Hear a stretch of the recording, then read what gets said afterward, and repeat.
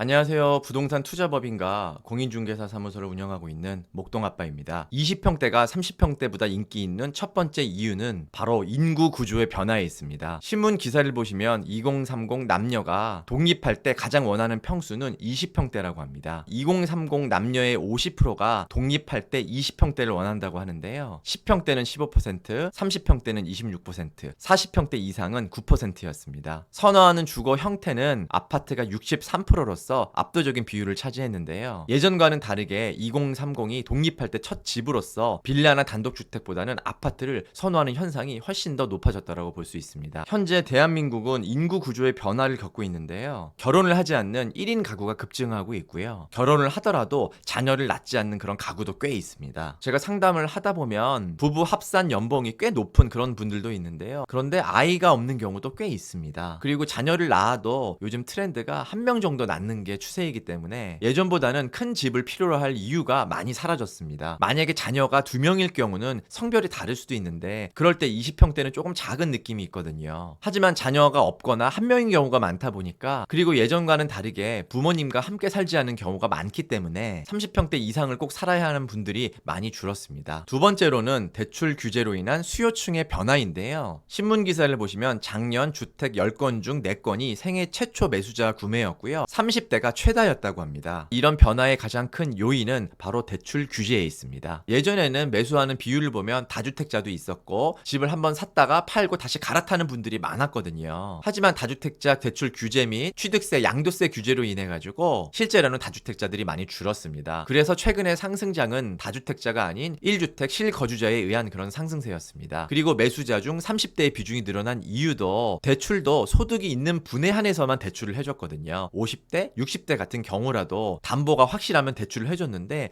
요즘은 수입이 없으면 아예 대출이 되지 않습니다. 그렇기 때문에 가장 소득이 높은 라인 30대, 40대가 가장 많은 금액을 빌릴 수 있는 그런 시대인데요. 40대 중반이 넘어가서부터는 은퇴를 서서히 준비하는 분들이 많기 때문에 대출을 많이 받아서 집을 매수하려는 그런 분들이 많이 줄고 있습니다. 30대 같은 경우는 대부분 맞벌이를 하는 분들이 많잖아요. 더 많은 대출을 받을 수 있었기 때문에 예전과는 다르게 30대의 매수 비중이 굉장히 높았습니다. 제가 올해 매수해드린 분들 중에서 자녀가 없는 신혼부부들도 굉장히 많았거든요. 양쪽 부모님들에게 증여를 3억씩 받고 본인 모은 돈을 합치고 그리고 대출을 풀로 받아가지고 15억 이상 아파트 그리고 20억이 넘는 아파트를 매수하시는 분들도 꽤 많이 있었습니다. 세 번째로는 20평대에 방 3개, 화장실 2개 구조의 보편화인데요. 예전 20평대 구조는 방 3개, 화장실 구조가 많았거든요. 하지만 지금 20평대는 방 3개, 화장실 2개가 보편화되어 있고요. 그리고 평면의 발전으로 인해서 20평대도 포베이가 나오는 등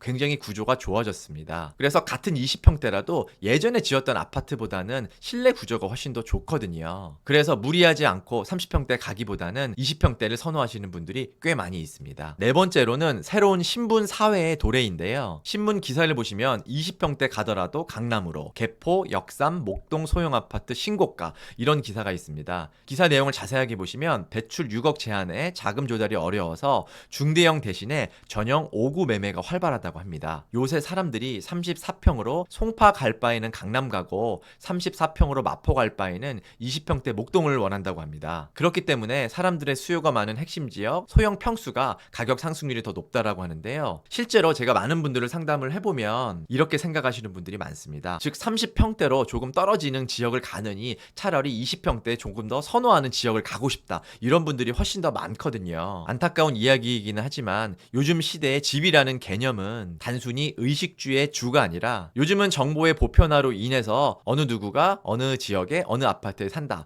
그러면 이 사람의 자산이 어느 정도인지 대략 유추가 되잖아요. 예전에 이런 정보가 보편화되기 전에는 그 사람의 지위를 나타내는 지위제의 역할을 자동차나 아니면 직업이 그 역할을 맡았었거든요. 하지만 요즘은 자산이 많지 않고 연봉이 높지 않더라도 외제차를 타시는 분들도 워낙 많고 전문직들의 연봉도 예전과는 다르게 굉장히 양극화가 돼 있기 때문에 사실 직업만으로 그 사람의 자산을 평가하기도 굉장히 모호한 그런 면이 없지 않아 있습니다. 하지만 집이라는 것은 그 사람의 자산을 좀 명확하게 해주는 그런 수단이 될 수도 있기 때문에 어느 지역 그리고 어느 아파트에 사느냐가 그 사람의 자산을 평가하는데 굉장히 중요한 시대가 되어버렸습니다. 특히 우리나라 사람들이 남의 시선을 굉장히 중요하게 생각하잖아요. 그래서 자신이 어디에 사느냐에 따라서 자신의 지위가 달라진다라고 생각을 올라가시는 분들도 꽤 많이 있습니다. 제가 생각하기에 이런 추세는 개인적으로는 굉장히 좋지 않은 그런 사회 현상이라고 보고 있는데요. 하지만 이런 생각을 가지고 있으신 분들이 점점 늘어나고 있는 게 현실인 것 같습니다. 다섯 번째는 20평대가 갭 투자에 유리하기 때문입니다. 신문 기사를 보시면 벼락거지 될 수 없다, 지방 부자들 서울행, 이런 기사가 있는데요. 제가 작년부터 영상을 계속 올려드렸었는데 작년부터 지방에서 투자하시려는 분들이 굉장히 많이 늘어났습니다. 왜냐하면 지방 집값은 계속 정체이거나 떨어지고 있는데 서울 집값은 계속 올라가고 있기 때문에 지방에 있는 자산가들이 본인의 자산을 정리하고 서울에 있는 집을 매수하는 분들이 꽤 많았거든요. 꽤 높은 연봉을 받고 있고 건물과 아파트를 가지고 있는 분들도 이것을 정리하고 서울에 있는 고가 주택을 매수하시는 분들도 꽤 많이 있었거든요. 그리고 지방 투자자뿐만 아니라 내가 가지고 있는 금액으로 가장 비싼 아파트를 살 수 있는 방법이